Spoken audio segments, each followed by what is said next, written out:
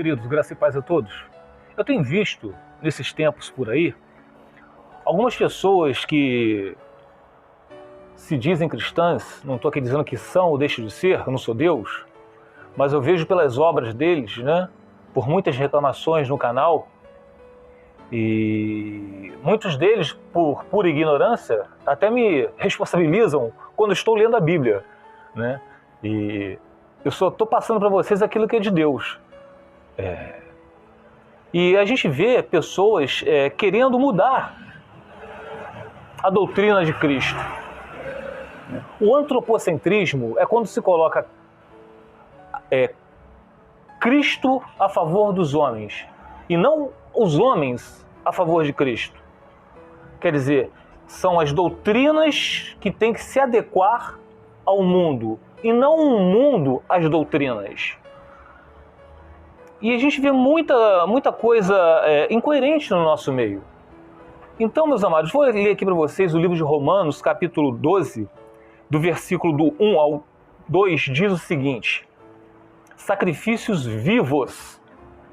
Portanto, irmãos, está falando para cristão, rogo-lhes pelas misericórdias de Deus, que se ofereçam em sacrifício vivo. Prestam bem atenção para que não precise desenhar, meus amados.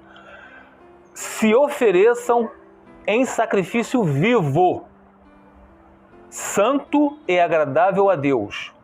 Este é o culto racional de vocês, cristãos, tá? Falou aqui de irmãos, não está falando para as pessoas do mundo. Este é o culto racional de vocês. Agora, continuando, versículo 2. Não se amoldem ao padrão deste mundo. O mundo é de quem? O mundo jaz do maligno. Então vocês não podem, já que vocês dizem ser cristãos, irmãos em Cristo, vocês não podem se amoldar ao padrão deste mundo. Mas transformem-se pela renovação da sua mente, a metanoia, tá? Para que sejam capazes de experimentar e comprovar a boa, agradável e perfeita vontade de Deus e não do mundo. Meus amados, vocês têm que prestar atenção quando vocês estudam essa doutrina, orar, e que se vocês pegarem um versículo isolado, é pretexto para vocês criarem uma nova doutrina. Assim estamos hoje devido às diversas religiões no mundo. É uma religião falando mal da outra. Então, aqui eu falo para vocês aí que vocês estão na luta pelo cônjuge de vocês. Meus amados, parem de reclamar. Se o cônjuge de vocês se apartou, se ele diz que não ama mais, respeite a decisão deles, meus amados. Ah, mas eu estou triste, Wellington. Amém. Entra no teu quarto, chore, mas diante das pessoas não mostre essa tristeza.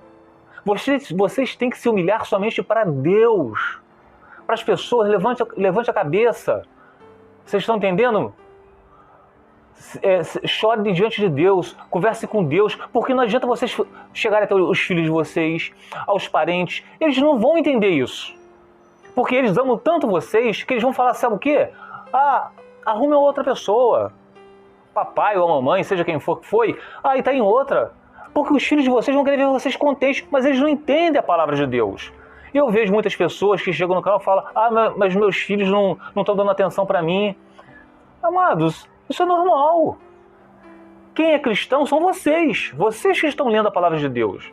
Vocês entendem a lei de Deus. Vocês não se amoldam ao padrão desse mundo. Mas os seus filhos, aqueles que não creem, a gente tem que respeitar, eles se amoldam ao padrão do mundo. Por enquanto, porque se vocês são cristãos, vocês além de estar orando pelo cônjuge que foi, vocês estão orando pelos seus filhos, vocês estão orando pelos vizinhos. Vocês estão fazendo o papel de um cristão. E continuando aqui, eu ainda separei, no livro de Colossenses, capítulo 3, versículo 2 ao 5, diz o seguinte, Colossenses 3, de 2 ao 5. Portanto, já que vocês ressuscitaram com Cristo, vocês não ressuscitaram com Cristo, então vocês são cristãos, tá? Procurem as coisas que são do alto, onde Cristo está sentado à direita de Deus. Mantenham o pensamento nas coisas do alto e não nas coisas terrenas. Pois vocês morreram e agora a sua vida está escondida em Cristo em Deus. Quando Cristo, que é a sua vida, for manifestado, então vocês também serão manifestados com Ele em glória. Assim, façam morrer tudo o que pertence à natureza terrena de vocês: imoralidade sexual, impureza, paixão, desejos maus e ganância, que é idolatria. Então vocês vão ter que fazer morrer o quê? Já que vocês são cristãos? O adultério, a fornicação. Tudo aquilo que o cristão sabe que não agrada a Deus. Ah, eu sou cristã, eu posso me casar com outro porque meu cônjuge me largou. Vocês podem fazer o que vocês quiserem da vida de vocês, mas vocês não vão se chamar, vão falar que vocês são cristãos. Porque vocês vão estar se amoldando ao padrão deste mundo.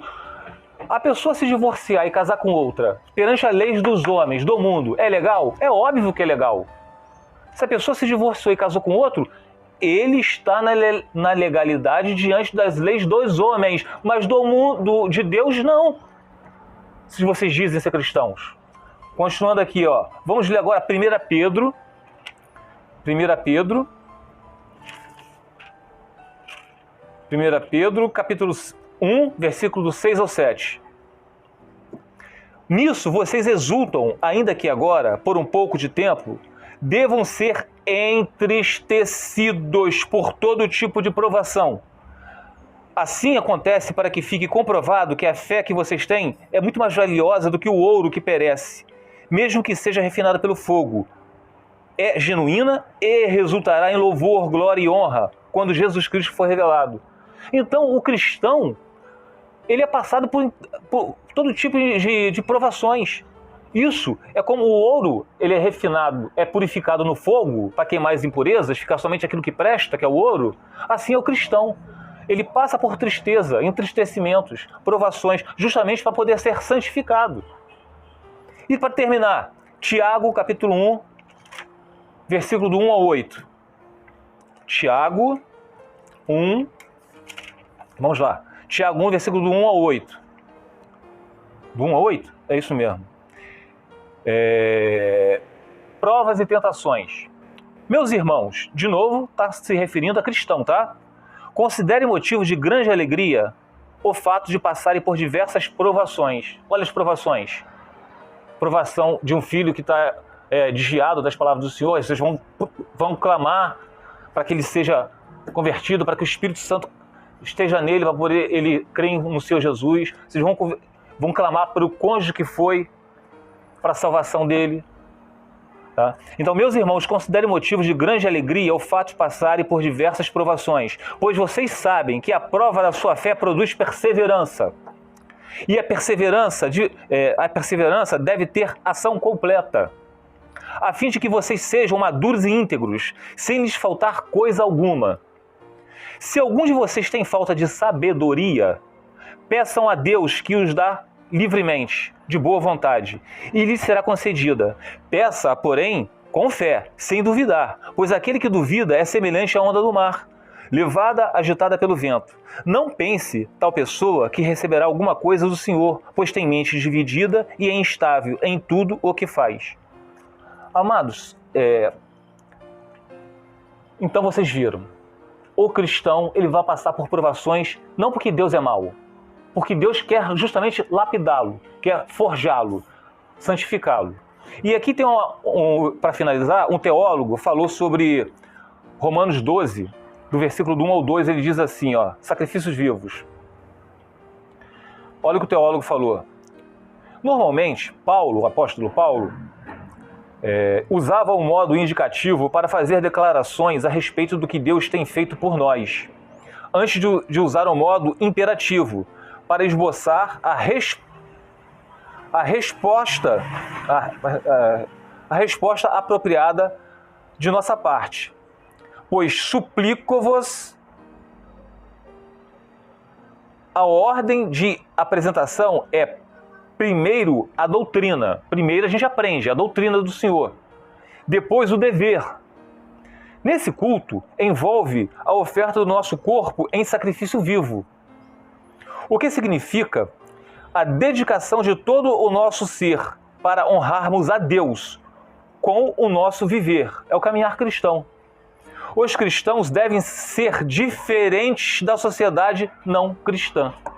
O cristão deve ser diferente da sociedade não cristã. Então, meus amados, que lado vocês estão? Ou vocês são joios ou trigo? Ou vocês são filhos do capeta ou do Senhor? Se vocês forem meio termo, vocês são filhos do capeta. Porque diz a palavra, se vocês forem ou quente ou frio, vomitar-te-ei da minha boca, porque vocês são mornos. O espírito dele tem ciúmes, ele quer que as pessoas sejam 100% do Senhor. Tá bom, meus amados? Fica os irmãos na paz do Senhor Jesus.